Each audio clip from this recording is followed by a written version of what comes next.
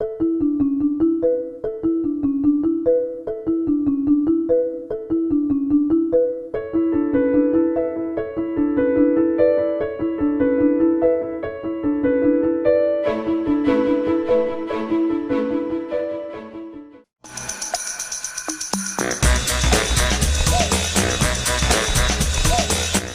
I'm Nyesha McCauley, and you're watching AccessTV.org.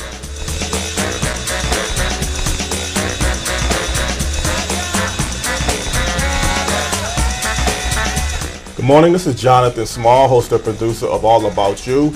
This program is broadcast every week at AccessTV.org studios in downtown Hartford. This show is designed to give a guest a chance to give their life story. This morning I have a very high-profile guest. He is the former U.S. Comptroller General of the United States, David Walker. Good morning, David. Good to be with you, Jonathan. Thanks for the opportunity. Okay.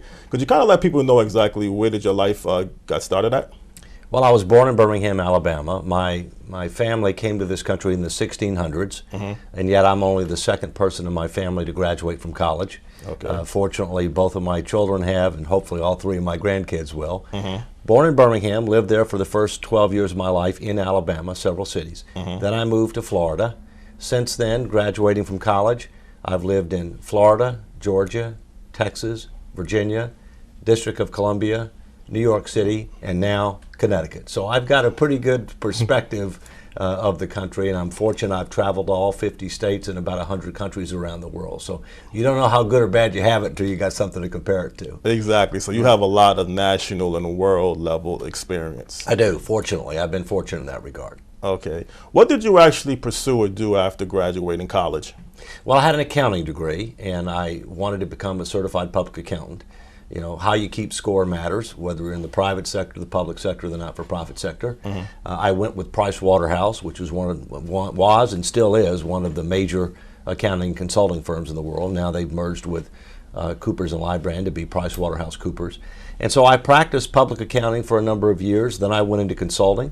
Then I ended up running 3 federal agencies over 2 different tours of duty. And after that, I've run 2 not-for-profit institutions. So I've got 40 plus years of experience, 20 in the private sector, 15 in the federal government, 5 in the not-for-profit sector, all focused on turning around organizations and or growing private sector organizations.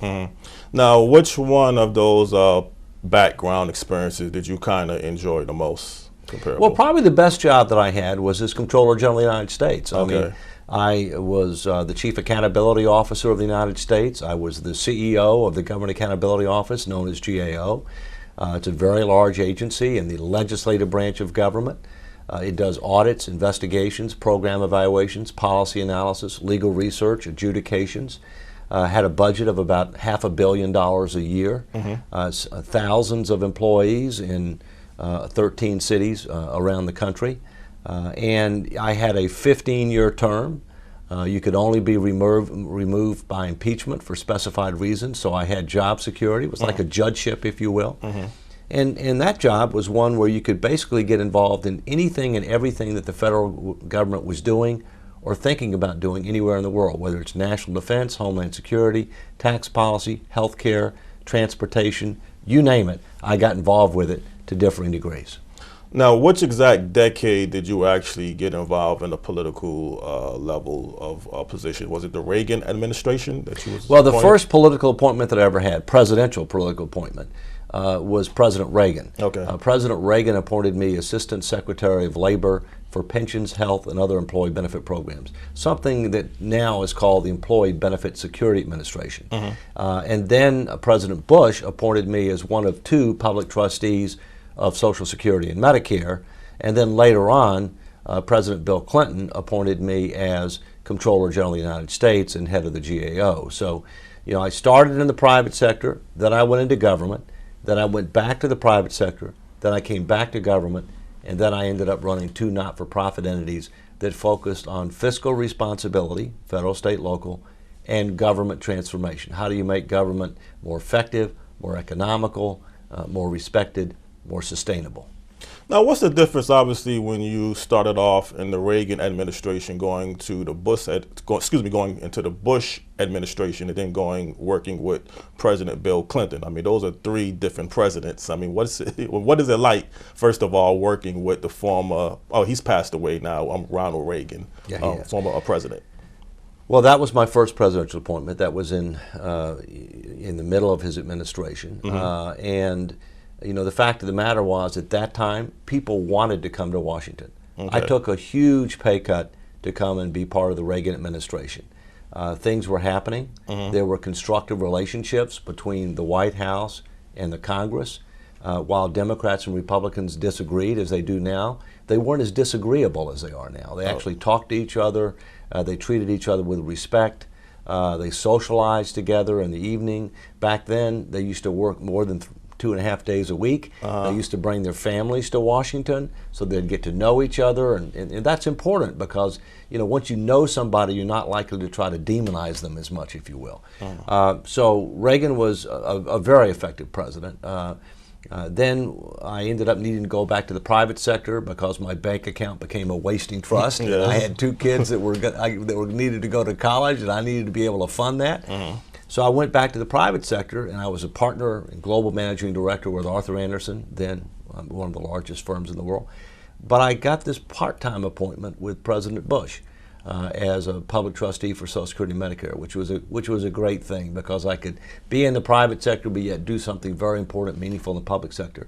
And then, as we already talked about, later on, Bill Clinton tapped me to be Comptroller General. So I'm fortunate. I'm one of the few individuals who've been appointed by both Republican and Democratic presidents, and in addition, I'm one of the few individuals that have been confirmed unanimously by the U.S. Senate 3 times. That's good. When you say former President Bush, are you talking about George Bush Sr. or George Bush Jr.? Senior, George H.W. Bush. George H.W. Bush. That's right, George Herbert Walker Bush, 41. So obviously you've been a Republican, you've been a Democrat, and now you're a Republican now. Well, I'll give you the whole story. It's not exact.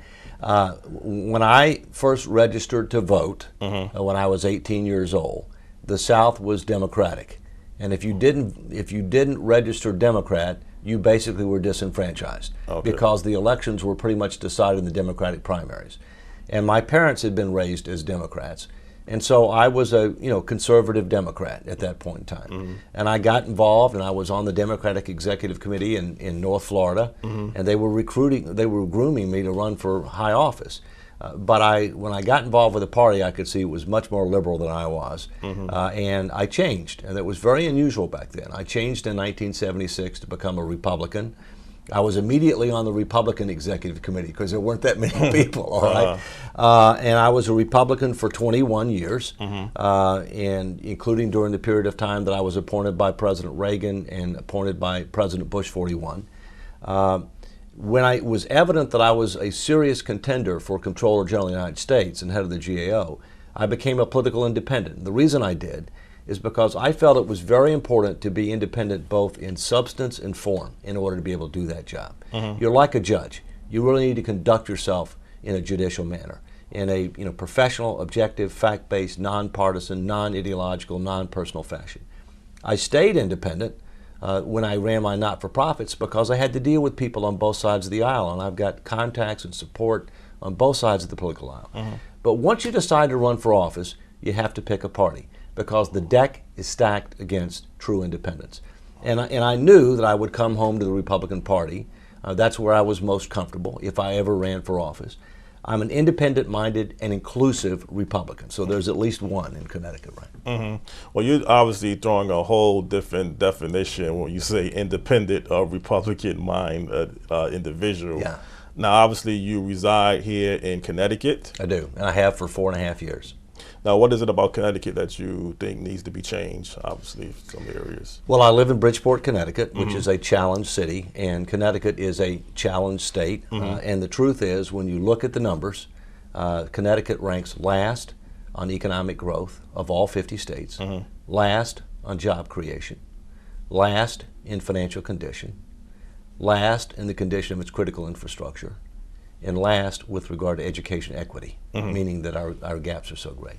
There's only one way to go, and that's up. And I'm a turnaround specialist. And so what I want to do is to partner with the next governor to help turn around this great state, to restore it to its past position as a leading state rather than a laggard state, and to try to help create a comeback in Connecticut for its citizens. I'm very concerned about the state. I'm also concerned about the cities, including Hartford, including Bridgeport, and I believe there's a number of things that need to be done at the state level in order to help the cities recover, in particular Hartford, Bridgeport, and New Haven. There are other cities that have challenges, but those three have the greatest challenges. Now, right now, David Walker, you are exploring, I guess, an exploratory committee to decide if you're going to run for lieutenant governor? That's correct. And the reason I did that was because I've been recruited for office many times to run for office, but I've never done it. And I wanted to see if I would like it. I wanted to see if my message was resonating with key players. And I wanted to see if I could qualify for public financing. So when I announced on January 13th, I said that I wanted to take through March 31st to try to be able to see how things were going. I've been to 36 Republican town committees, 5 or so other events. I'm off to a very fast start with regard to fundraising. And I expect that timeline will continue. In other words, I will make a decision at the latest early in April about whether or not I'm going to convert to a candidate committee. Now, if you decide that you're going to run for the lieutenant governor position, would the next step after that be which governor would you be formulating with? Well, the way that it works, it's unusual in Connecticut. You run independently as lieutenant governor, and you're not joined until after the primary. Technically, you may not know who you're going to be running with until after the primary. Right now, we've got 6 people running for governor. Only 1 has expressed a preference for lieutenant governor. We have 3 people that are in the race for lieutenant governor as of now. I'm running on my own merit.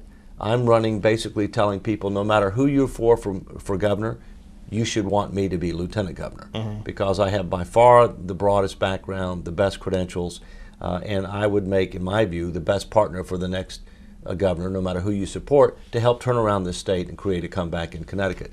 It's possible that 1 or more candidates could come to me before the convention. The convention is May 16th and 17th, and want to cross-endorse or want to team up.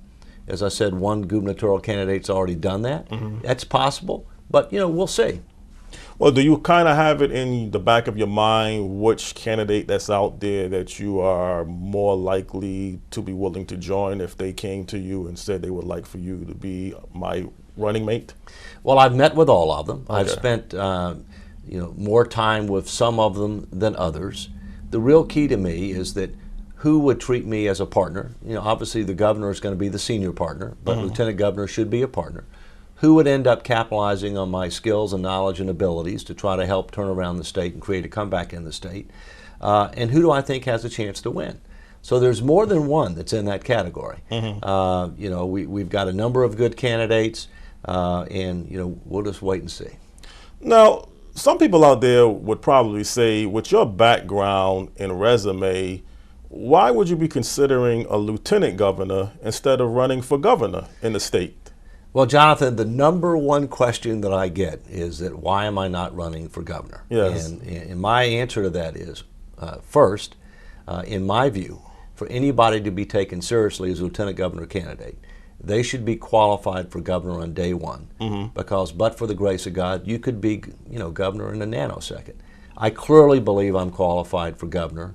Candidly, I don't know that I could say that about the other 2 people that are running for lieutenant governor, but I clearly believe that I am. Now, why I decided not to?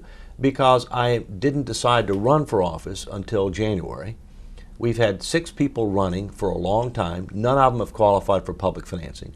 I felt confident, and I still do today, that I can qualify for public financing at the lieutenant governor level.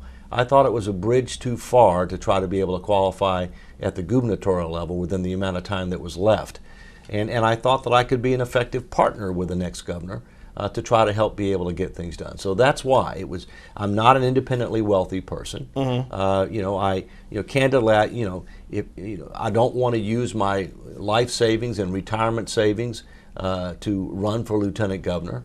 I've been married 42 years to a lovely woman, and I like to be married 43 and more. So if I end up starting to spend our savings or retirement money running for office, you know, that's not a good idea for a lot of reasons. Right. Yeah. Now, you say you're not a wealthy person, but That's you right. do have a lot of political connections, and obviously political clout can sometimes mean just as much, if not more, than actually having money.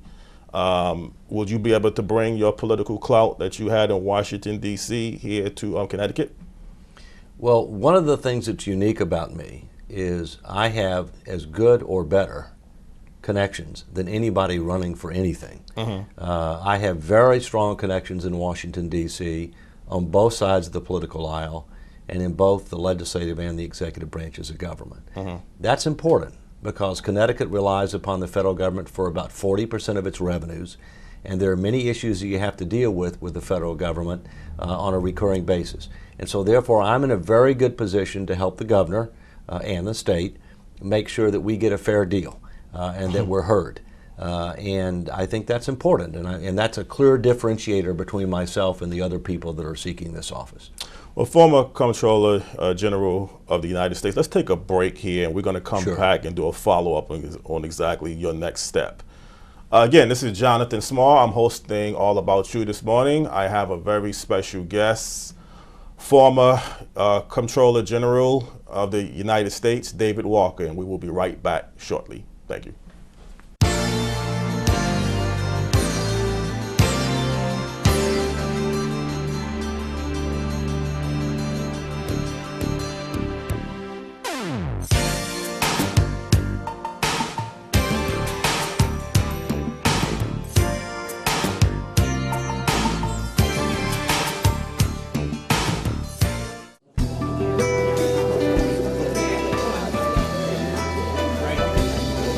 I'm very happy to be here tonight to congratulate and support AccessTV.org. AccessTV.org has reached hundreds and thousands of people. It's done a great job informing the community about important issues in our city, our state, and our nation. I congratulate Stan McCauley and Nyesha for the job they've done. And now with their new format, which will reach many more people, and which will be available through many more formats, the future is very bright for AccessTV.org. Congratulations, and may you continue your mission of informing our community. Thank you very much.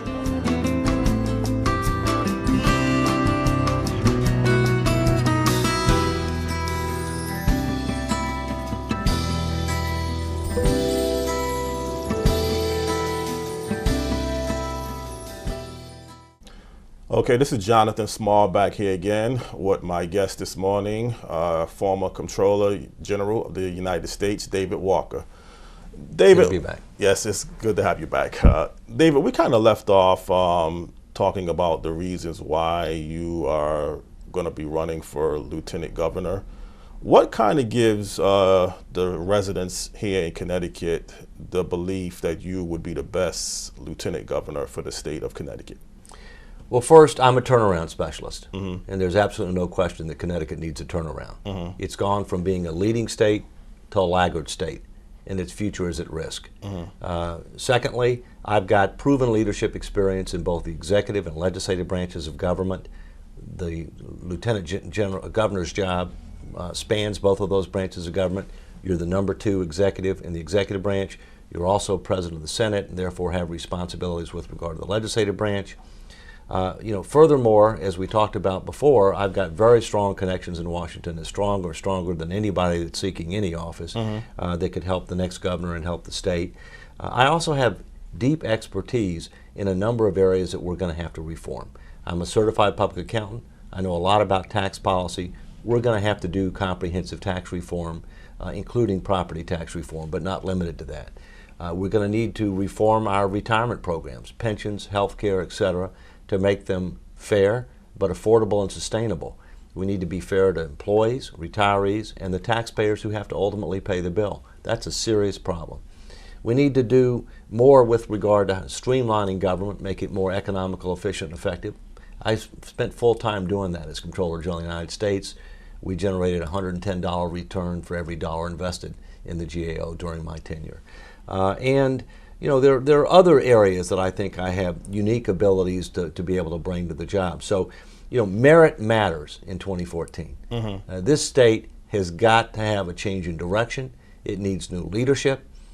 If it doesn't, then things are going to get worse rather than better. But it's not too late with the right leadership team and with the right agenda. Now, a couple of weeks ago, I had Tom Foley on my program, and he's running for governor, and he mentioned some of the similar views that you mentioned about Connecticut, where we are ranking dead last. What are some of the areas that you think you would target in your first administration if you were able to become elected lieutenant governor, working with the governor? There are 3 top issues, and then 2 very important issues that follow closely behind. We've got to grow the economy. We've got to generate jobs, and we've got to put the state's finances in order. Okay. The second set of important issues is that we've got to improve our education system and education equity, and we have to improve our critical infrastructure, which means highways, rail systems, etc. Those are the most important issues. Now, to be able to do that, you have to look at things like comprehensive tax reform. You have to look at regulatory relief. You have to look at restructuring retirement employee benefit programs in an effective and equitable fashion. You have to look to separate the wheat from the chaff between which programs are working and which ones aren't working. Spend more on the ones that are working, and either less and or eliminate the ones that aren't working, if you will. And I think another issue that's very important, and I know Tom has talked about this too, is we have to help the cities. You can't have these islands of challenges in the state and expect to have a great state. And there are certain things that need to be done at the state level in order to help the cities help themselves. You've got to do governance reform. You have to do property tax and reform as part of comprehensive tax reform. You have to achieve a better balance between economic development and environmental remediation. You have to look at the equity of the education formula that's happening right now. And you have to figure out a way to help the cities to be able to restructure their own finances without going to bankruptcy court, because a lot of them are headed there unless they end up doing some restructuring. So those are very serious things, and those are things that, frankly, I have a lot of direct expertise in that can help not just the state, but also the cities. And the last thing I'll say is I've lived in a number of urban areas. Okay. I've been on the front line. I've lived in Bridgeport, and I do live in Bridgeport. Okay. I live in Bridgeport now. I've lived in New York City. I've lived in Washington, D.C. I've lived in the city of Atlanta. I've lived in the city of Houston. I've lived in the city of Jacksonville, Florida. So I've lived in the city. So people talk about urban agenda. Well, they don't know what it is. Okay, I mean reality. I mean they can talk about it, but I walk the walk rather than talk the talk. Talk, yes. Yeah.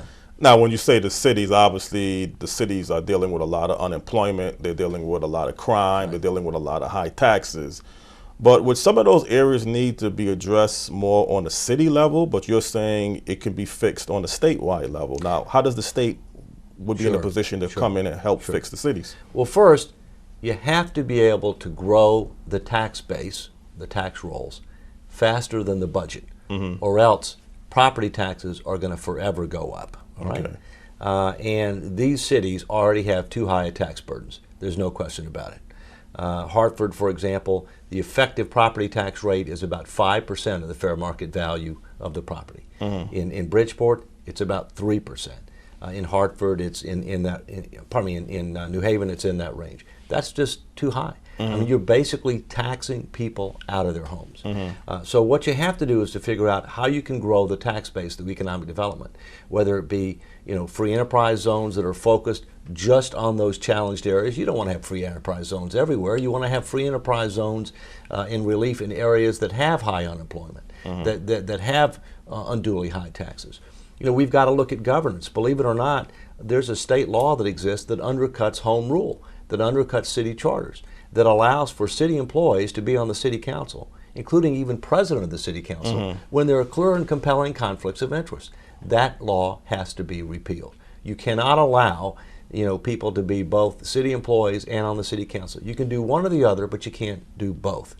And we talked about some of the other issues. So yes, the cities have to help themselves. Yes. But when you're dealing with the areas that I talked about before, the state has a role to play to help the cities help themselves. Well, obviously indicated that you lived in a lot of different cities, those urban cities. Do you see any of those cities that you lived in the past that are doing things now that are improving that you could kind of bring here to this state?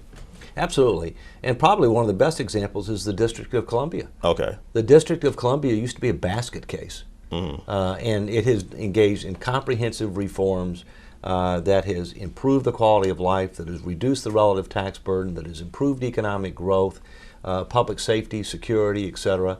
Now, it's obviously unusual because it's also the capital of the United States, just like Hartford is the capital of the great state of Connecticut. But there are a lot of common denominators, and the person who was co-chair of the a group that turned around that city, Alice Rivelin's a good friend of mine. Okay. And she was on my advisory board for the Come Back America initiative, which was headquartered in Bridgeport, Connecticut. So, I believe very strongly, and you have to learn from others. You have to learn from history, and I think there's a lot that we can bring to Connecticut based upon real live experiences, either at the local level, the state level, and frankly, other countries too. All right.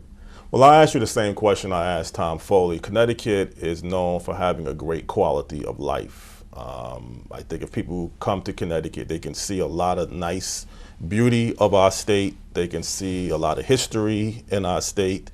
But I guess Tom indicated that the quality of life is just not enough when you have those other areas that you have to fix. The areas that Connecticut is doing strong at, would you continue to work with those programs? Well, absolutely. You have to separate the wheat from the chaff between what's working and what's not working. And quite frankly, state government is very poor at that. Local government's not much better, and the federal government's got a problem there too, quite frankly. Okay. And so, yes, I mean, what works, what doesn't work. But I think you have to keep in mind this. Connecticut is a beautiful state. Yes. With a proud history, a great geographic location, and a fantastic quality of life. I mean, frankly, better in the spring and the summer and the fall than the winter, especially this year. Okay, but it is. I mean, it's probably not a much better place to be than Connecticut during the summertime. Right? But it's very expensive, and we are a net outbound state. There are more people leaving the state than coming to the state. We've got people that are on fixed incomes that are being taxed out of their homes. We have the second highest energy cost in the country. And so the fact is, we have to make fundamental reforms if we want our future to be better than our past. That's what a turnaround specialist does. That's what I am. We must create a comeback in Connecticut. Now, you mentioned Connecticut is a very expensive state, and you lived in the District of Columbia, and that's a very expensive area too. And I think sometimes people may have this misconception that, every state throughout our country has to be not so expensive. But I guess in reality, you're going to have areas throughout your country that's going to be more expensive than others. So realistically, you're not expecting to all of a sudden say, here's a home in Connecticut that will go for, let's say, $500,000 down in Georgia, and expect that same home up here that's going for $1 million to be $500,000. Oh, no, not at all, not at all. But let me give you some examples. As you know, D.C. is not a state, okay? And I lived in D.C. for a period of time, but I lived in Northern Virginia, for frankly the most of any place that I've lived in my life, Northern Virginia, during my two tours of duty to Washington, D.C. in government. And in Northern Virginia, just to give you an example, which is not an inexpensive area. Northern Virginia is not inexpensive. The fact of the matter is, there's only one thing that's cheaper in Connecticut than Northern Virginia. Only one thing, all right? And that's auto insurance through the Hartford Insurance Company if you're a member of AARP. Okay. That's it, okay? And let me give you some benchmarking, because benchmarking is important. Utility costs here are 50% plus higher than they were in Northern Virginia. Gasoline for your car, significantly higher than Northern Virginia. Insurance, significantly higher. Going to go to the laundry to get laundry or dry cleaning done, twice as expensive as Northern Virginia, okay? I mean, I can go on and on and on. You don't know how good or bad you have it until you have something to compare it to. All right. And one of the things that we need to do more up here is we need to do more benchmarking. We need to do more comparative analysis, and then we need to ask the question, why? Why is there a difference? And then how can we address it? Look, there are going to be differences, but when you have abnormalities where it's just so much higher, there's got to be a reason, and we got to do something about it. And if I understand, Virginia is actually ranked #1 in business. If it's not #1, it's certainly in the top 10. It's very business friendly. Look, this state is very unbusiness friendly. Yes. Starting in the late 80s, early 90s, several things happened that took this state from a leading state to a laggard state. They adopted the income tax, which undercut its competitive advantage without having adequate controls on spending. They started making very lucrative pension and retiree health care promises without funding them. They started spending a lot more on social programs and less on critical infrastructure. They started over-regulating and becoming very litigious towards business. Those things started in the late 80s, early 90s. They've continued, and that has taken us from one of the best states in the country to the most challenged state in the country. But it's not too late to turn it around, and I'd like to be part of the team that does. And if we can do it in number 50, it will be heard around the country and in Washington, D.C. Well, one thing Connecticut does rank #1 or in the top 5 is, I guess, veterans. We treat our veterans here probably better than any other state throughout the country. I have a relative that actually worked for the Veterans Home here in Connecticut, and she made comparisons between Florida and Tennessee, and just that's one. I'm not saying that's one example. No, and that that's we can important. It's obviously work important to on. look at the positive. It's not all negative. Right. And yet we still have a challenge with regard to our veterans. We have too many homeless veterans. Yes. And that should be unacceptable. And we should do something about that. At the same point in time, it's not just a matter of what do we do well and continuing to do it. What doesn't work? Right. And what process are we going to use to get rid of the things that don't work? You need to look at both sides. Now, by any chance, if you decide that you're not going to run for lieutenant governor, or you're not really selected, and let's just say, for instance, 2016 is not too far away, one of the candidates on the Republican side say they would like for you to be their running mate as a vice president, would you look at that as a option? Well, look, I have been recruited in the past to run for United States Senate from Connecticut. I've been recruited in the past, believe it or not, to run for President of the United States. Okay. What I'm focused on right now is I'm focusing on the great state of Connecticut, and I'm focusing on the office of Lieutenant Governor. And I'm focused like a laser on that. Yeah. So my view is first things first. If you do a good job, in whatever your current responsibilities are, we'll see what happens in the future. I have no plans right now to do that. I want to focus on trying to help turn around Connecticut. Well, that's an excellent way to end this program. That's an excellent way to give that answer. I mean, you brought a lot this morning here to the table. Is there any last words that you would like to leave out there, the residents of Connecticut or anybody throughout the country, about yourself? I am a turnaround specialist, and Connecticut needs a turnaround. I offer myself for the first time for public office. I would appreciate you finding out more about me at walker4ct.com, and I hope to be able to represent you starting next year. And if I do have the opportunity to do that, I can guarantee you won't be disappointed, and we will create a comeback in Connecticut. Okay. Those words are well spoken. I appreciated you being my guest this morning, former U.S. Comptroller General of the United States, and I wish you the best of luck or whatever you decide to advocate or run for. Thank you, Jonathan. It's a pleasure. Okay, it's a pleasure here. Okay. Again, this is Jonathan Small. I had hosted All About You this morning. I had enjoyed doing this show, and there's a lot of other good programs that you could always tune into on accesstv.org throughout the week.